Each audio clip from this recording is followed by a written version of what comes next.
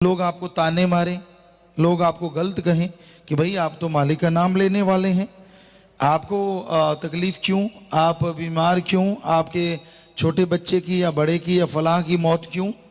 सीधा सा जवाब है, वो तो मालिक का प्रारब्ध पहले लिखा हुआ है। जब नाम भी नहीं लिया था, जन्म लिया था, तब से ही लिखा हुआ है।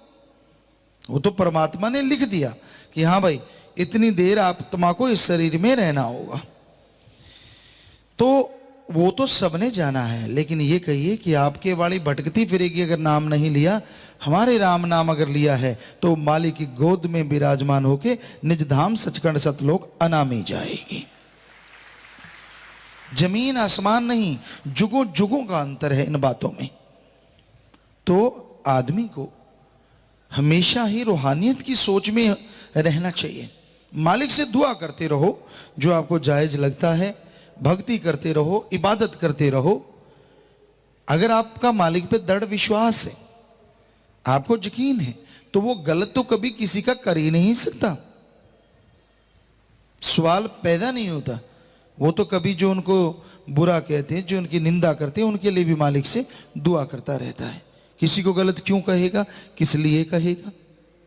तो इसलिए आप मालिक की रमज को पहचानो, उसको जानो जो दोनों जहां का मालिक है। मौत जैसा भयानक कर्म वो काट देता है, लेकिन जो समय लिखता है मालिक कि भाई इस टाइम आत्मा ने आना है, तो वो बदलना मुश्किल हो जाता है। ये रह जाता है यार ऐसे कर लेते, वैसे कर लेते, अगर वो मान लेते, अगर ये मान लेते। ये चीजें तो पश्चाताप के रूप में रहती हैं, लेकिन अगर वो मान ली जाती तो हो सकता है मालिक कुछ का कुछ कर दे, लेकिन काल मानने नहीं देता,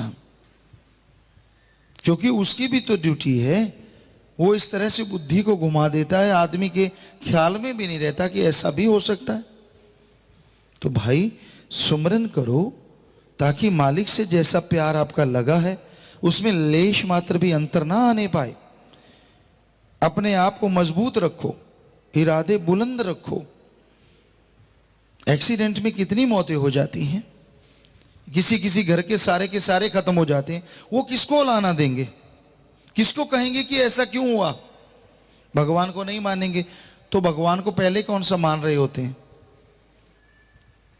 अगर मान रहे हो, होना तो फिर भी एक्सीडेंट ही है, लेकिन फिर ना तो उस जान जब जाती है, आत्मा शरीर छोड़ती है, ना तो तब कोई दर्द हो, और ना ही जब इधर उधर आत्मा भटके वो मालिक की गोद में बैठ के निज धाम जरूर जाती है। ये अंतर पड़ जाता है जुगों जुगों का।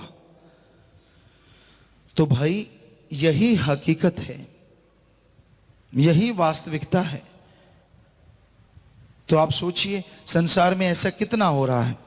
तो अगर कोई मालिक का प्यारा इस तरीके से चला जाता है तो आप उसके लिए पश्चाताप ना करो, सुमरन करो, क्योंकि जो मालिक के राह पे चला करते हैं उनकी तो कुलों का उद्धार हो जाता है।